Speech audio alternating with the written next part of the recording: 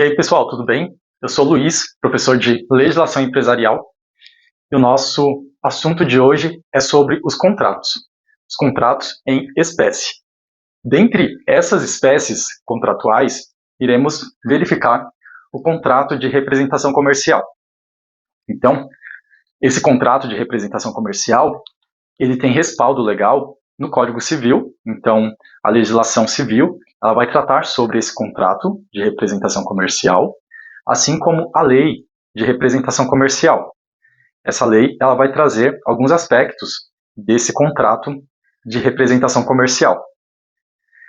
É muito importante a gente observar que, embora haja uma relação de trabalho entre o representante e o representado, que o representado ele vai atuar por meio de seu representante. Então, esse representante ele vai realizar um trabalho. Só que não se aplica as regras da CLT nesse tipo de contrato, porque a gente não está falando de um contrato de emprego. Não é uma relação de emprego, não gera aquele vínculo de emprego, como, por exemplo, o contrato de emprego, anotação na CTPS, que é a anotação na carteira de trabalho. Então, esse tipo de contrato de representação comercial, ele não observa as regras da CLT. Então, uma pessoa que é representante comercial, ela não seria CLT. Nada impede de repente, uma pessoa trabalhar com vínculo de CLT como representante comercial. Mas isso seria um pacto, né, um pacto diferente entre o empregador e seu empregado. Mas a regra é que o contrato de representação comercial ele não seja, ele não tem o respaldo aí da CLT. Mas, como vocês sabem, as pessoas elas podem prever outras formas de contratos. Então, se de repente uma empresa achar que é melhor contratar um representante comercial de forma que ele seja seletista, é óbvio que não vai ter nenhum impedimento para isso. Tá? Mas, geralmente, a prática de mercado é que esse contrato de representação comercial não seja e não tenha esse vínculo seletista, porque ele trata de um contrato empresarial. O contrato empresarial é aquele contrato pelo qual a empresa ela vai ter um contrato, seja com uma outra empresa, que é uma pessoa jurídica, ou então seja com uma pessoa física. Mas esse contrato ele tem o intuito de ampliar o negócio, de ampliar a produção, de ampliar a questão de logística. Então, os contratos empresariais, ele tem essa natureza. E quem são as partes nesse contrato? As partes nesse contrato é o representado. O representado, ele é aquele que tem as mercadorias, é aquele que produz, é aquele fabricante. Então, o fabricante, ele é tratado nesse contrato como representado. Já o representante será aquele que faz a captação dos clientes. Essa captação e ele faz aí essa intermediação entre o cliente final, que é o comprador, e o representado. Então, ele vai fazer essa conexão entre eles. A remuneração do representante comercial é chamada de comissão. Então, esse representante comercial, ele recebe uma comissão. Ele não recebe um salário. Ele não recebe um prolabor. Então, é necessário que vocês saibam que esse valor que o representante das vendas, dessa comercialização, ele vai receber a comissão. Esse contrato, o que tem de diferencial dentro desse contrato é a zona de exclusividade. Então, geralmente, quando se trata desse contrato de representação comercial, existe uma zona determinada do qual esse representante ele vai atuar. Então, esse representante ele tem uma zona limite. Pode ser o limite de um município, ou então pode ser um estado. Então, eu posso, de repente, contratar um representante comercial, e esse representante comercial ele vai me representar dentro do estado de Minas Gerais.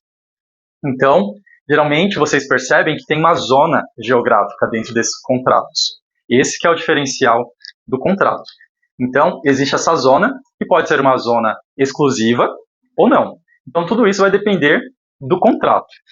Então, esse contrato pode dispor sobre regras do qual ele vai determinar uma zona exclusiva para esse representante comercial. Vamos supor que dentro desse contrato, esse contrato ele vai dispor a cláusula que esse representante ele só pode atuar dentro do município de Santo André, ou então dentro do município de Osasco. Ele não pode atuar fora desses municípios. Observam que eu estou tratando aí de uma região geográfica e eu estou dando uma exclusividade para esse representante atuar. Pode ser que o contrato ele não disponha, ele não regulamente sobre a localização, o ponto geográfico, a zona geográfica. Só que, em regra, esses contratos geralmente eles vão impor aí uma zona exclusiva, ok? Digamos que é incomum quando esse contrato ele não coloca a exclusividade geográfica em determinada região. É obrigatório que esse representante comercial ele tenha o registro profissional no CORE. O CORE é o Conselho Regional dos Representantes Comerciais. Então, em todos os estados vão ter um CORE.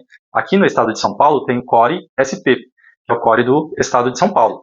Então, o representante comercial ele tem que ter esse registro nesse conselho. Seja esse representante pessoa física ou então pessoa jurídica, que é aquele que exerce uma sociedade empresarial. Aí, nesse caso, ele também precisa ter o registro profissional dele dentro do CORE. Esse CORE é como se fosse o Conselho Regional de Medicina, o Conselho Regional de Enfermagem, a OAB, para os advogados. Então, é como se fosse, ok? Assim como também como se fosse o Conselho Regional de Administração. Então, é necessário que haja o registro desses profissionais. O prazo desse contrato.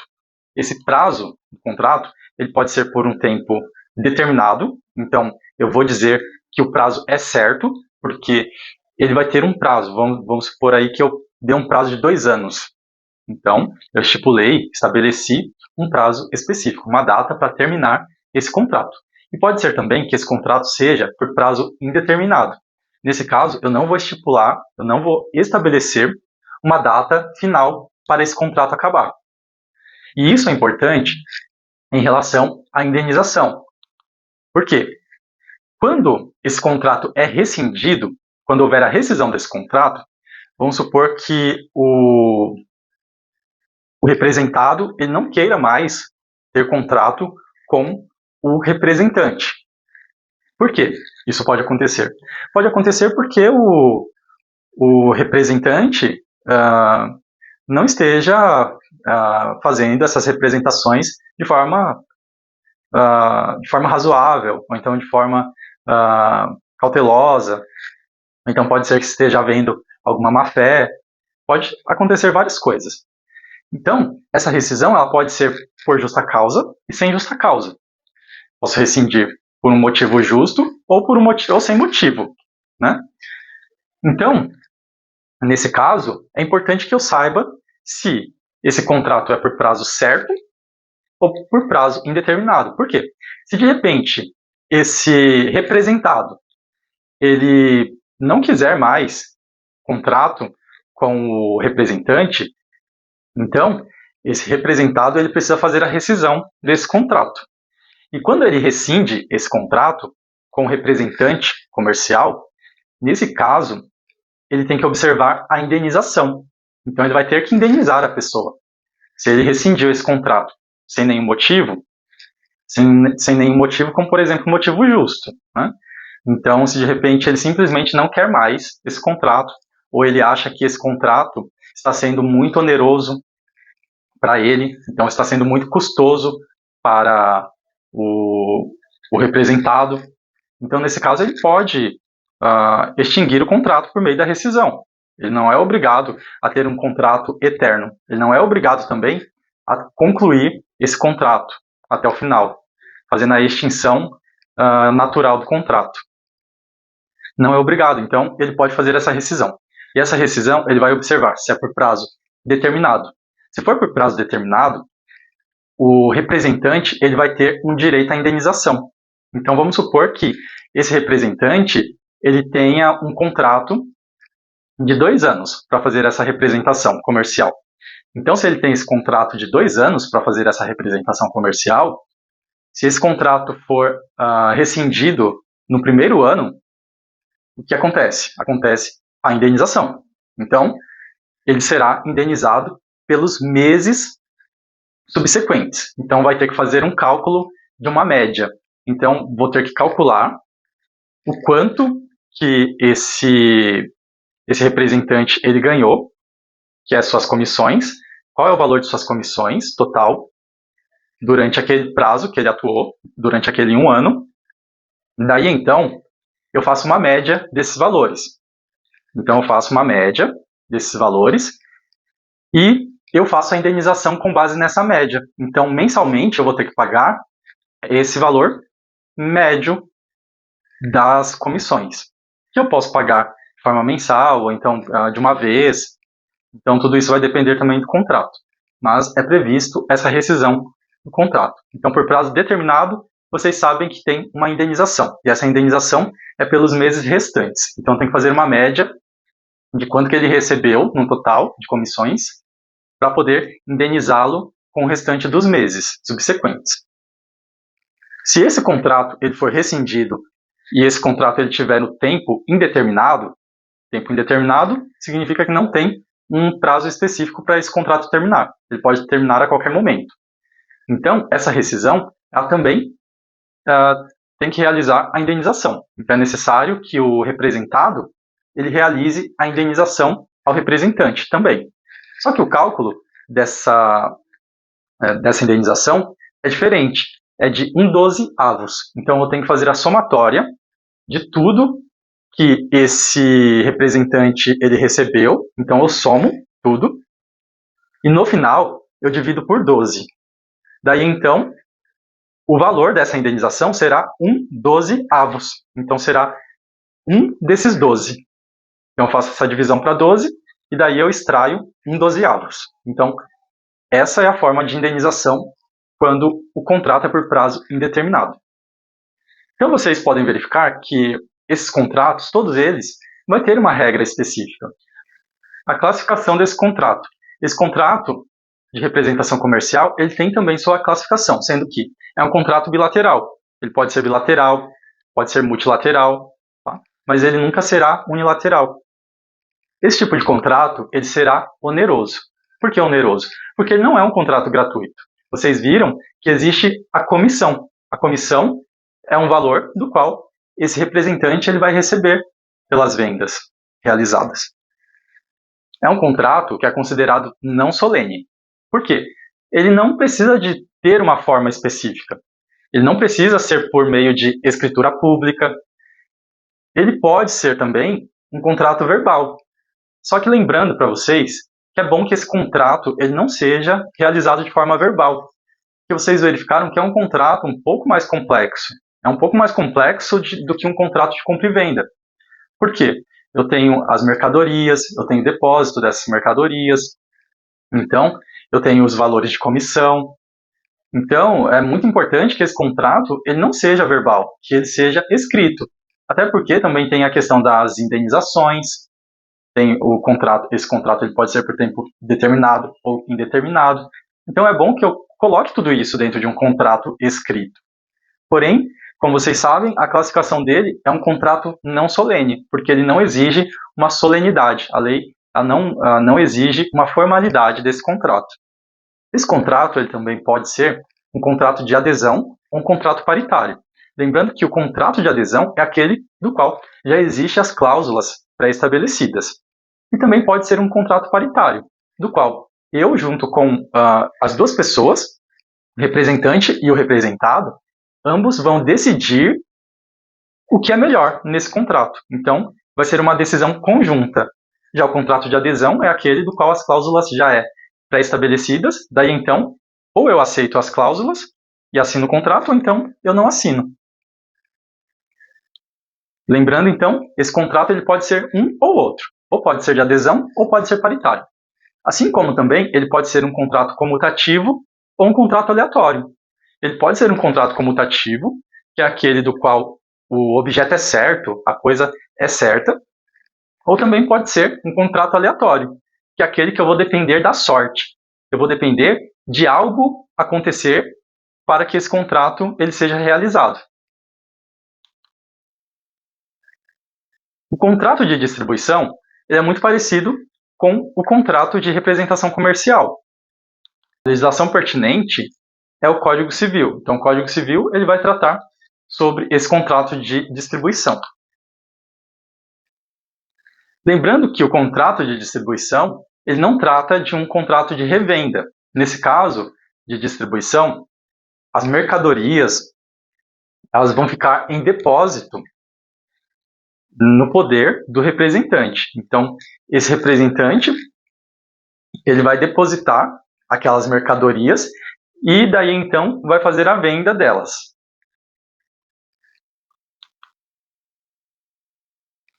Esse tipo de contrato ele pode ter a exclusividade ou não. Então eu posso colocar aquela questão geográfica. Ele pode ser exclusivo naquela região ou não. Então é um contrato que não importa muito se ele seja exclusivo ou não exclusivo. Nesse tipo de contrato de distribuição, o diferencial dele, em comparação com o contrato de representação comercial, é que nesse tipo de contrato, o distribuidor ele vai agir de forma independente. Então, ele pode estipular o preço, ele pode estabelecer como será feito o marketing desses produtos. Então, ele tem essa autonomia, ele tem uma autonomia maior do que o representante comercial. O representante comercial ele vai ter que seguir as ordens do representado. Então, essa é a diferença. Então, aqui, nesse tipo de contrato de distribuição, é importante que esse distribuidor ele haja com independência. Então, ele vai ter independência para a produção do marketing, produção das vendas.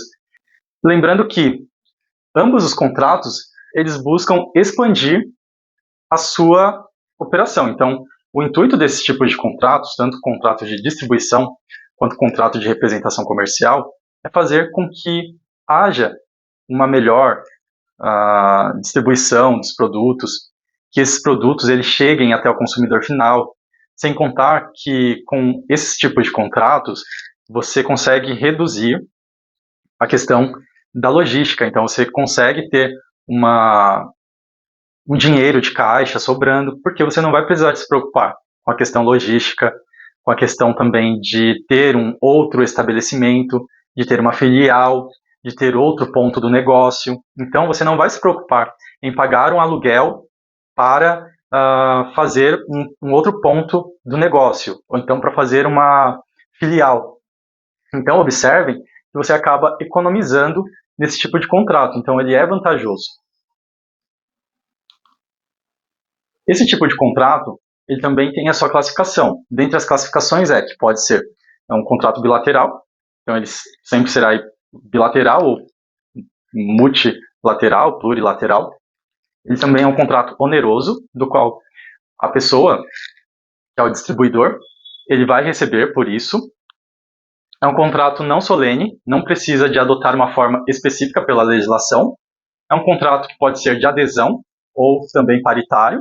Lembrando que o contrato de adesão é aquele do qual já tem as cláusulas pré-estabelecidas. O contrato paritário é aquele do qual eu vou discutir sobre as cláusulas. Esse contrato também pode ser comutativo ou aleatório. O contrato aleatório é aquele que vai depender de algo acontecer. Vai depender da sorte para algo acontecer. Então, o contrato comutativo independe da sorte. Ele sabe que vai ter que acontecer, de qualquer forma. Pessoal, agradeço a vocês, agradeço pela atenção. Então, não se esqueçam de se inscrever no meu canal e curtir o vídeo.